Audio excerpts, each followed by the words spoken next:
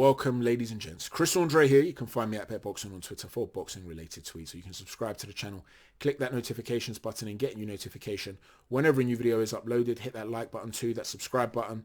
Help the channel grow, guys. Drop a comment and so on and so forth. Let's talk Joseph Parker's challenge against Derek Chisora, as you'd expect, full of pre-fight antics. You always get that with Del Boy. He seems to react like this whenever he feels threatened or afraid. That's the view I get of Chisora. You know, whether you're talking about him going nuts against David Haye, whether you're talking about him spitting water in the face of Vladimir Klitschko, slapping Vitaly Klitschko, throwing a table at Dillian Whyte, throwing water in Dillian Whyte's face, which led to a brawl. I mean, it's just an endless list of manic behavior that you'd expect when Chisora's feeling in a volatile mood, and he tends to get volatile whenever he appears to feel threatened. He's one of those guys that G's himself up by reacting to fear with rage and anger. You know, if he's able to turn that on and G himself up in that manner, then clearly he's not going to be in a position where he's going to be thinking about being afraid. You know, that's how he is as an individual, I believe. And he's a very underrated heavyweight, Derek Chisora. He doesn't get the credit he deserves. He really doesn't. A lot of people look at his record and they go, oh, 10 losses, and every time he's stepped up, he's lost. That's not actually true. For a start, let's look at those 10 losses. You know, he beat Helenius in a fight that he wasn't given the result for. He lost that via split decision, but that was harsh. And Helenius was highly rated. Let's be honest, he was undefeated as well at the time. And he's recently beaten Adam Kozlowski, so he's still an active heavyweight who's got dreams of his own. And he won that fight when Helenius was undefeated and he wasn't given the decision. He's lost to Tyson Fury twice and Vitaly Klitschko, you know, and Alexander Usyk. These guys are elite level fighters. Okay, he lost to elite level fighters. What does that mean? You know, he lost to David Haye when David Haye was in his prime.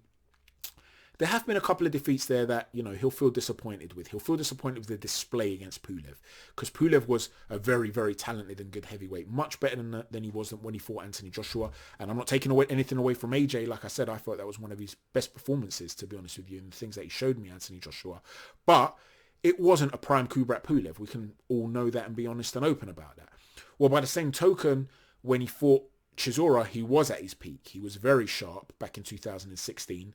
And yeah, he looked very, very good. And Chisora will be disappointed with that, as he will be about Ajit Kabayel.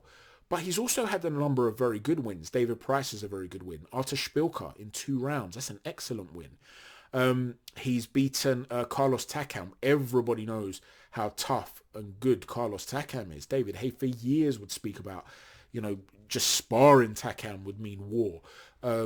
He had a war of a fight against Alexander Povetkin. He's been a top level guy for a long time. He gave Anthony Joshua a really rough night.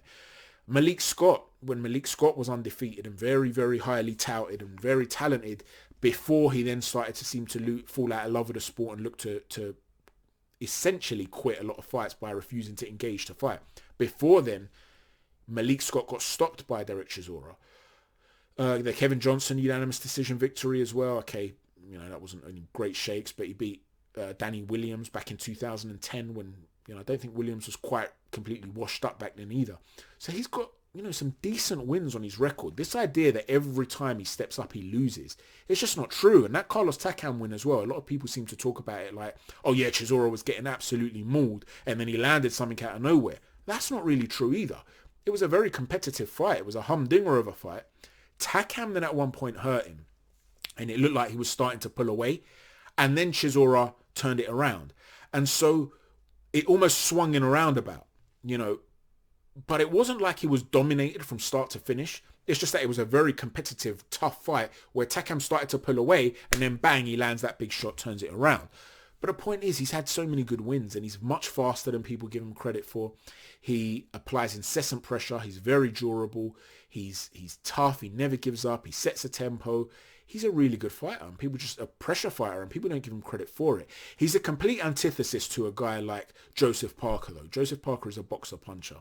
And while there's an awful lot of dog in Chisora, that's the one thing I question about Parker. A lot of people will refer to it as heart. It's not heart. Joseph Parker has heart.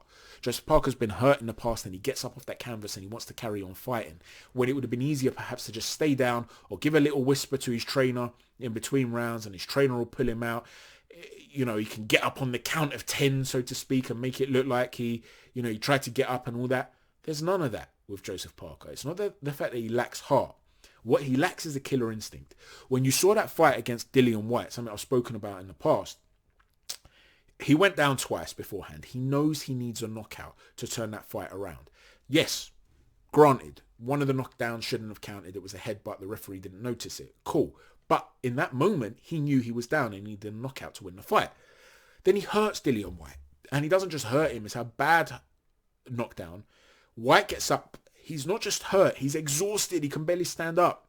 And what is Whyte's defense in that moment is to hold on for dear life. He wants to hear the final bell. If he hears the final bell, he wins the fight. And he's holding on for dear life and he can barely stand up. Do you at any point see any urgency from Joseph Parker just to release his arms, just so that he's able to let punches go? He's almost content to be held and lose in an honourable way.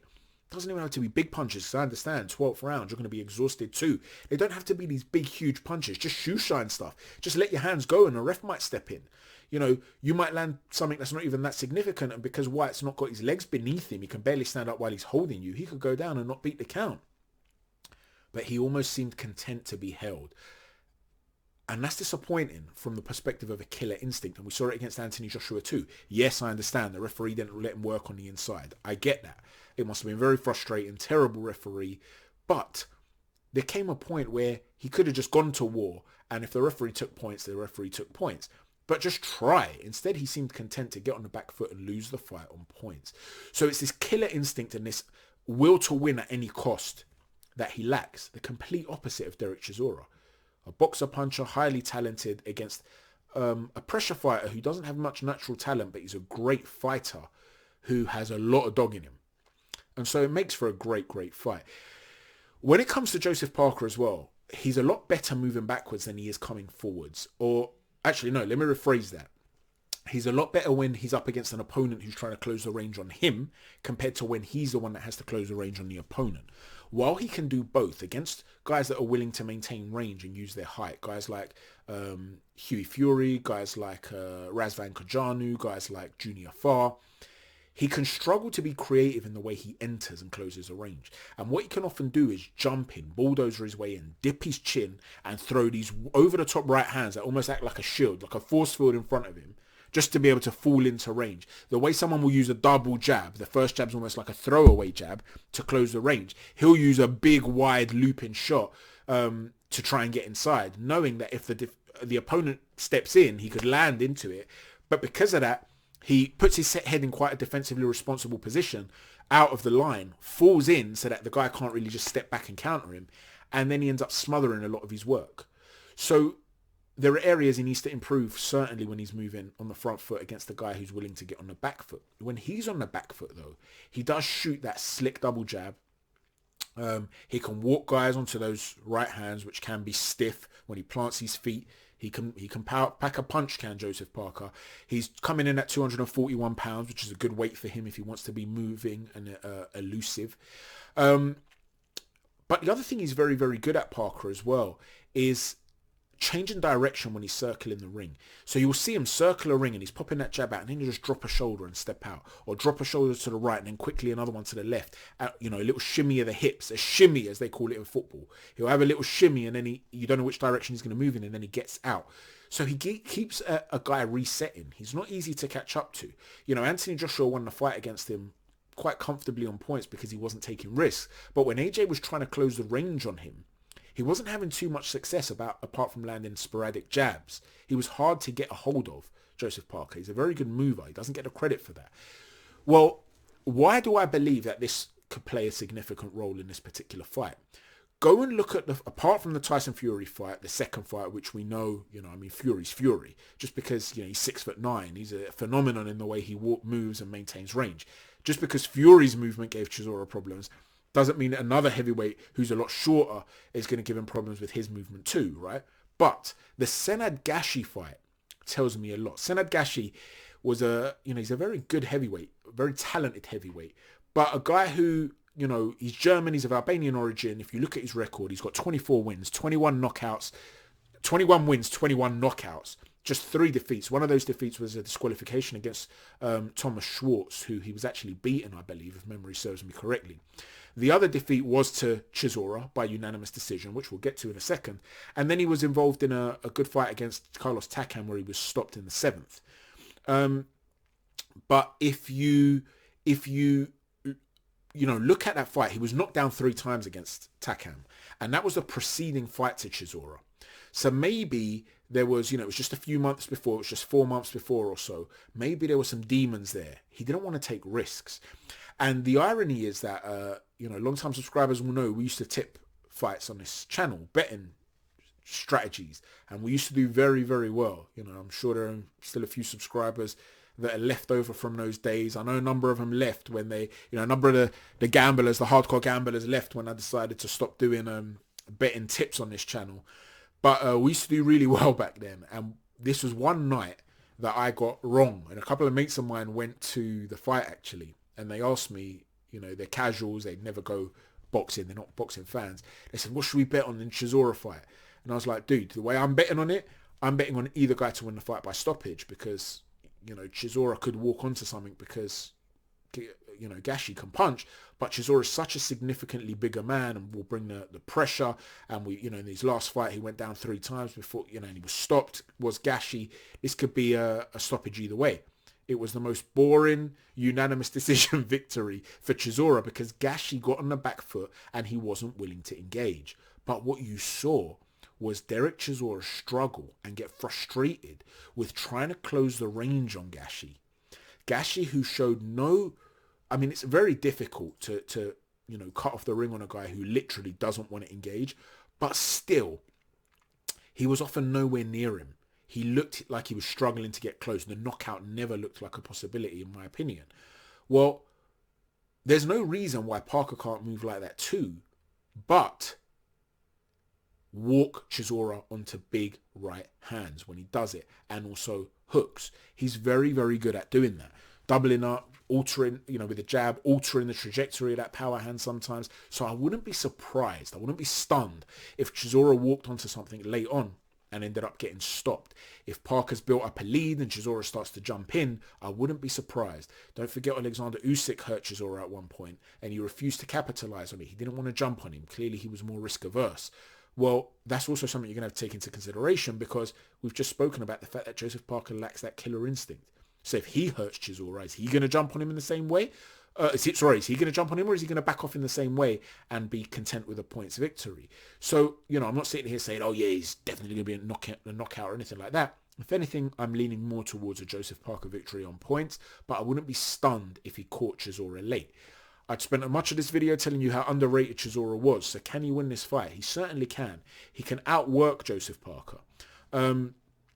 I don't believe that the Usyk fight was as close as Team Chisora and David Haye are making out. Personally, I thought Usyk won it like 9 rounds to 3. But because Chisora started so well and Usyk seemed uncomfortable, the movement was frenetic. He almost seemed like in a bit of a panic. I think people confused the aesthetics of that with what was actually happening in the ring. In the ring, Usyk was much more comfortable than Dillian White ever was, or even David Haye was, because although David Haye won by knockout, he was blowing hard. If that fight had gone another 2-3 rounds, Chisora would have really fancied his chances. Usyk was never really in danger like that. He was never blowing. I never felt anyway watching that fight, apart from round 1, where Chisora had success, where I never thought that Usyk could lose the fight. Round 1 and 2, he looked edgy. After that, Usyk was comfortable. Well, Chisora's going to have to give that same sort of effort and look to bring that incessant pressure. And Parker's going to look to move and box. But I think Parker's a bigger puncher than Usyk. It is different, of course, the angles that they fight at and stuff like that. But I can envisage a way in which Parker has some success here tonight. But I wouldn't be stunned. I wouldn't be stunned if Chisora was to outwork him. I lean towards Parker points. My second choice would be Parker knockout. Late on, I wouldn't be stunned if Chisora does this on points.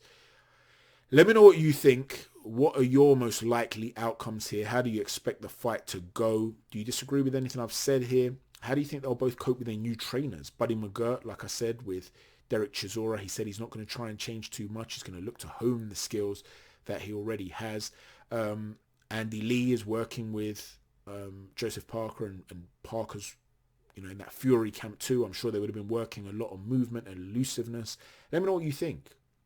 Will anything translate? A lot of guys, they talk about having to work with a trainer for 4 or 5 fights before Spencer Fearon speaks about this. Before you really notice a difference, you need to work with a guy for 4 or 5 fights. Otherwise, what you tend to do as a fighter is revert to what you're used to doing.